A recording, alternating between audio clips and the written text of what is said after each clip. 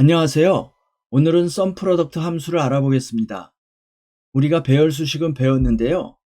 썸프로덕트 함수는 배열수식처럼 범위 연산과 다중조건을 쉽게 처리할 수 있는 함수입니다. 그리고 여러분들 아시는 대로 프로덕트는 곱셈이란 뜻이고요.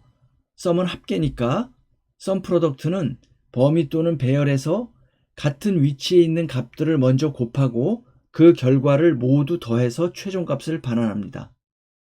실습 파일에서 썸프로덕트 시트 H2셀을 클릭해 주시고요. 왼쪽의 표에서 썸프로덕트 함수를 이용해서 매출액 합계를 구해 보겠습니다. equal 썸프로덕트. 그러면 배열 또는 범위의 대응되는 값끼리 곱해서 그 합수를 구합니다라는 도움말이 뜨고요. 제가 방금 전에 설명드린 내용이죠. 탭키 눌러주시고 범위 첫 번째 거, 두 번째 거 이렇게 지정을 해야 되는데, 사실 여기서 매출액 합계를 구하는 제일 쉬운 방법은 지금 2열에 이미 매출액이 계산이 돼 있으니까 2열을 이용하면 제일 쉬운데, 우리는 썸프로덕트 함수 연습하는 거니까 C열과 D열을 이용해서 매출액 합계를 구해 보겠습니다. 그럼 첫 번째 범위는 C2 셀 클릭, 컨트롤 쉬프트 아래 방향키, 콤마. 두 번째 범위 D2 셀 클릭, 컨트롤 쉬프트 아래 방향키, 가로 닫고. 이렇게 하면은 이 첫 번째 범위하고 두 번째 범위가 각각의 행, 이 행 같은 경우는 이 행 C열하고 D열을 곱해서 그 결과가 이제 매출이 되는 거잖아요. 그렇게 결과를 산출해 주고, 그리고 3행은 3C열하고 D열 3행끼리, 4행은 4행끼리, 5행은 5행끼리 이렇게 해서 이제 그 결과가 매출로 나오는데, 이걸 다 더하는 겁니다. 그래서 썸프로덕트 함수가 곱해서 그 결과를, 곱한 결과를 더해서 그 최종값을 반환한다는 얘기가 그런 얘기고요. 엔터 치면 결과가 62만 3천이 반환됐는데 한번 확인해 보겠습니다. 표 내부 셀 클릭, 테이블 디자인 요약행 체크. 그러면 합계가 62만 3천. 매출 합계 맞죠? 자, 다시 요약행 체크 해제해 주시고요.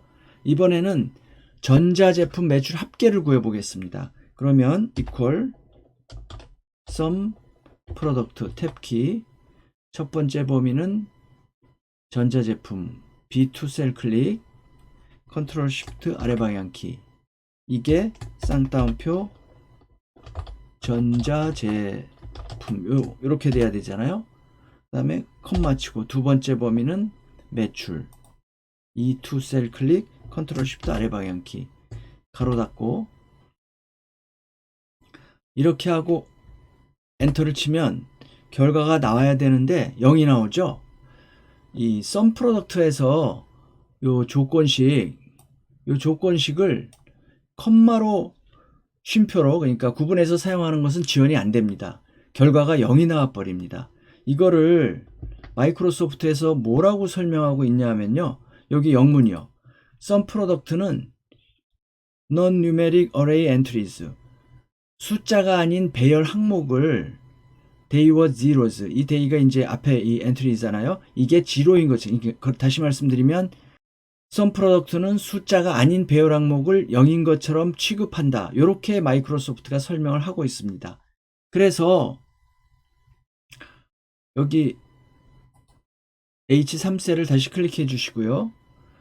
그래서 썸 프로덕트 함수에서 조건식 범위, 요거를 요 앞에 조건식 범위를 요 뒤에 숫자 범위와 연산할 때는 쉼표 대신 곱하기나 더하기를 사용해야 합니다. 자, 그럼 어떻게 하냐 하면요, 요거 앞에 조건식을 괄호로 이렇게 감싸 주시고요. 곱하기 뒤에 숫자 범위 이렇게 해가지고 엔터 치면 결과가 나오죠. 자, 이렇게 하는 겁니다. 자, 이번에는 H4셀에서 전자제품 판매 횟수를 구해 보겠습니다. equal sum product 탭키, 첫 번째 범위 전자제품이니까 카테고리 B2 셀 클릭, 컨트롤 쉬프트 아래 방향키, 카테고리가 쌍따옴표 전자제품인 거. 자, 이렇게 하면 이거 결과가 나올까요? 아까 뭐라 그랬냐면 지금 여기 영문 sum product 함수는 숫자가 아닌 array, 범위 엔트리, 배열 항목을 제로인 것처럼 취급한다. 이렇게 얘기했잖아요.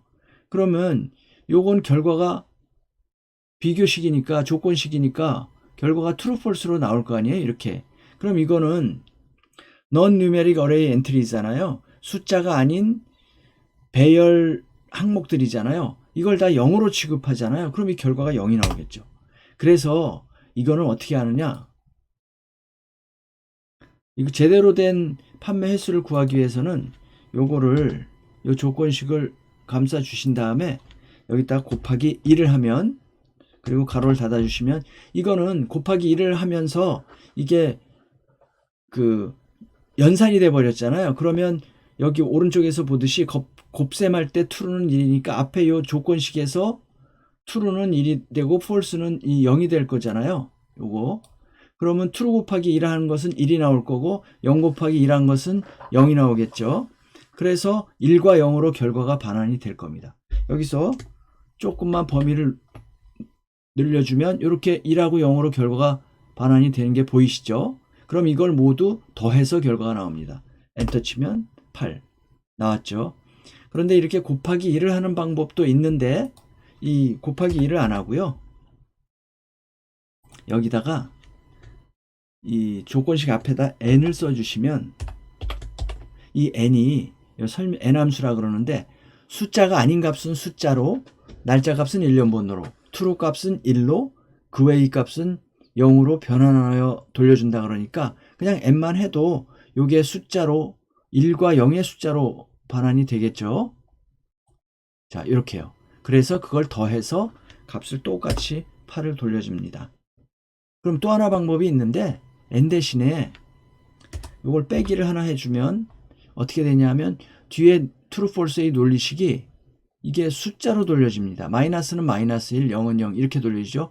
근데 우리는 마이너스를 구하는 게 아니니까 요 마이너스 하나 친 거 앞에 다시 마이너스 하나 더 치면 마이너스가 2개 돼서 뒤에 마이너스 1을 1로 도로 반환해 줍니다. 요거 다시 범위 잡아 보시면요.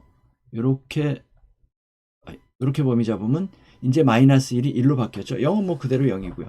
이렇게 해서 합계를 내는 방법도 있습니다. 엔터 치면 8. 자, 그 다음에 전자제품이면서 판매 수량 10개 이상 매출 합계를 구해 보겠습니다.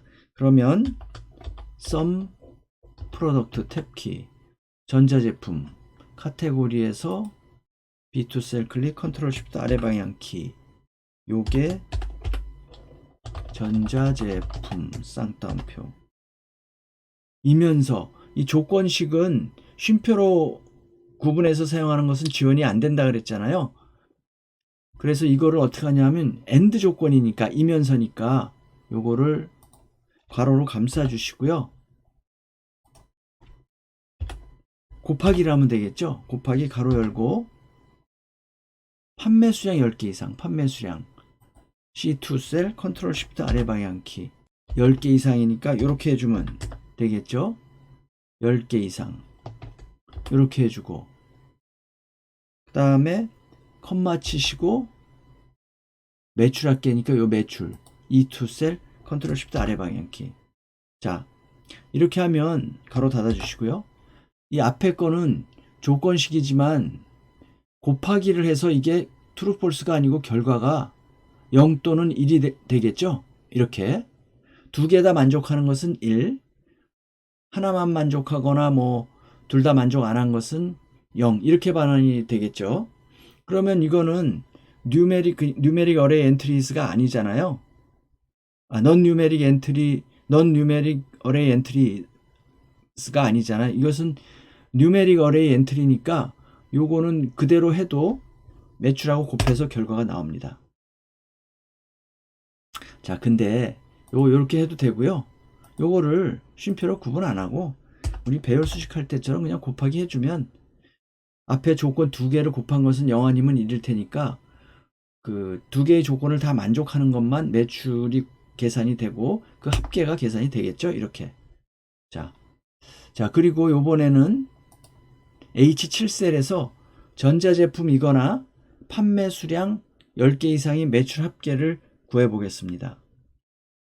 이거는 오화 조건이죠. 전자제품이거나 판매 수량 10개 이상이니까. 그러면 equal sum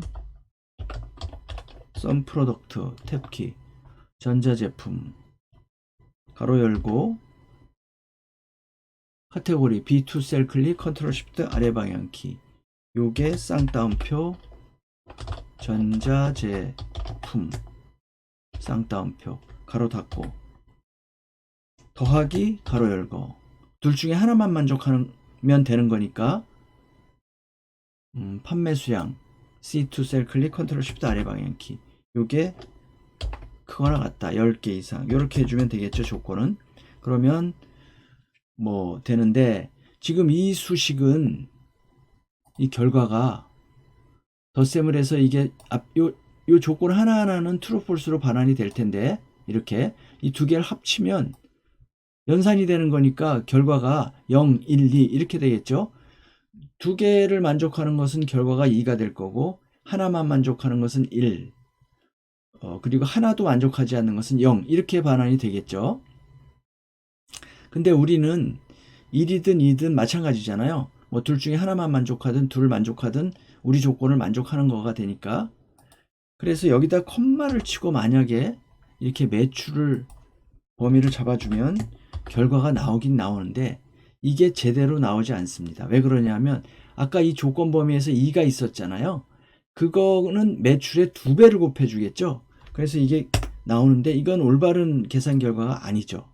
매출이 과다 계산된 거죠. 과다 합계가 나온 거죠. 그럼 이거 어떻게 해주느냐? 이거를 이 두 개의 조건을 0보다 크냐? 이렇게 해주면 이 전체 결과는 true나 false로 반환될 텐데 수식이요. 여기까지 0까지 요건 true나 false로 반환이 되잖아요. 근데 그러면 이 true나 false로 반환돼서 그냥 이 상태에서 콤마로 구분하고 매출을 그냥 콤마로 조건 범위하고 매출을 콤마로 구분해서 치면 이건 다시 앞에 부분을 우리가 이 non-numeric array entry이기 때문에 이게 0으로 취급하잖아요. 이건 다 0이 나오겠죠. 그대로 이렇게 똑같이 요 표시 형식을 일반으로 바꿔주면 0이죠. 그래서 이럴 때는 이거를 다시 가로로 감싸 주신 다음에요.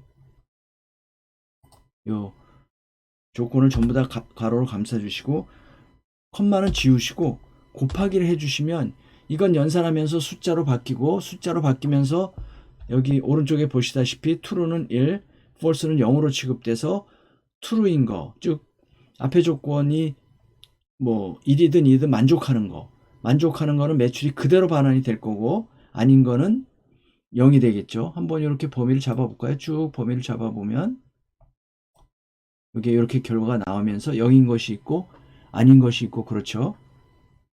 자, 엔터를 쳐주시면 이렇게 아까보다는 적게 나왔죠. 자, 이번에는 요 오른쪽에 sum 함수를 이용해서 썸하고 배열 수식을 사용해서요. 요 왼쪽에 sum product 함수로 작성한 수식 요것과 같은 결과를 산출하는 수식을 한번 작성을 해 보도록 하는데요. 이거는 제가 하지 않고요. 여러분들이 한번 하도록 해 보겠습니다. 그리고 그 결과는 나중에 수식은 요 답안에서 한번 여러분들이 확인을 해 보시고요. 자, 그런데 이렇게 sum으로 sum product를 다 대신할 수 있으면 뭐 때문에 sum product를 써야 되느냐는 의문이 생기잖아요. 그래서 그 히스토리를 제가 잠깐 말씀드리면 sum 함수는 엑셀 초기 버전부터 사용되어 온 아주 기초적인 함수잖아요. 엑셀 2019까지는 sum 함수가 배열을 직접 계산하지는 못했습니다. 그래서 배열 수식을 쉽게 사용하도록 하기 위해서 엑셀 2000부터 sum product 함수가 도입이 돼서 사용되어 왔거든요. 그런데 엑셀 2021부터는 sum 함수가 자동으로 배열을 인식하도록 개선이 돼서 sum product를 대체할 수 있게 됐습니다. 그러나 지금도 여전히 예전 버전 쓰시는 분들이 있고요. sum product 함수도 여전히 사용할 수가 있습니다. 자, 여러분 오늘은 sum product 함수에 대해서 말씀드렸는데요. 오늘 강의가 도움이 되셨으면 구독과 좋아요 부탁드리고요. 여러분들 오늘도 수고하셨습니다. 다음 시간에 또 뵙도록 하겠습니다.